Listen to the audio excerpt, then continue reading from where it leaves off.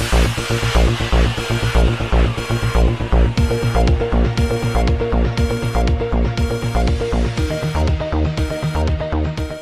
अस्सलाम वालेकुम नाज़रीन। जंग और जियो के editor in chief Mir Shakeel उर रहमान की गैर कानूनी गिरफ्तारी के खिलाफ फैसलाबाद प्रेस क्लब में एक एहतजाजी मुजाहरा किया गया।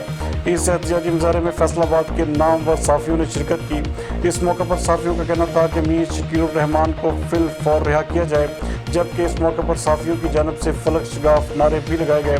इस मौके पर बात करते हुए साबका सदर प्रेस क्लब फैसलाबाद जी तनवीर हैदरी, मौजूदा secretary press club Faisalabad Syed Ali Ashfaq Hashmi और जंग और जियो के ब्यूरो चीफ मियां शहबाज ने इज़हार ख्याल भी किया। आइए देखते हैं।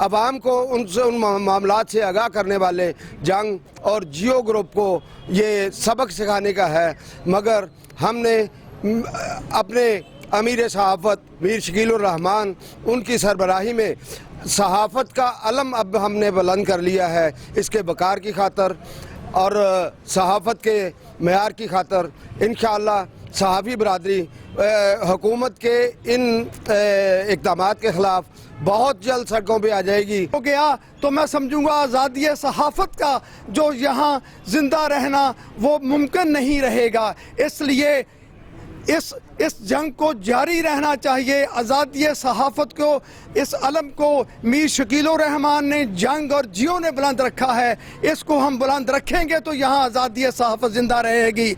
कि मीर शकील एक तरफ तो वो एक बड़े इदारे के मालिक हैं, उसके बाद वो एक पाकिस्तानी भी, उससे पहले एक पाकिस्तानी, उनके साथ वही कानून और वही जो है वो किए जाए मामला जो इंसाफ के तकाज़ों के मुताबिक है, उसके मुनाफी जो कुछ हो रहा है। सारी सहाफ़ती तंजीमें, प्रेस क्लब्स इस वक्त एक पेज पर हैं कि मीर के साथ वो किया जाए जो इंसाफ के तकाज़ों के मुताबिक है।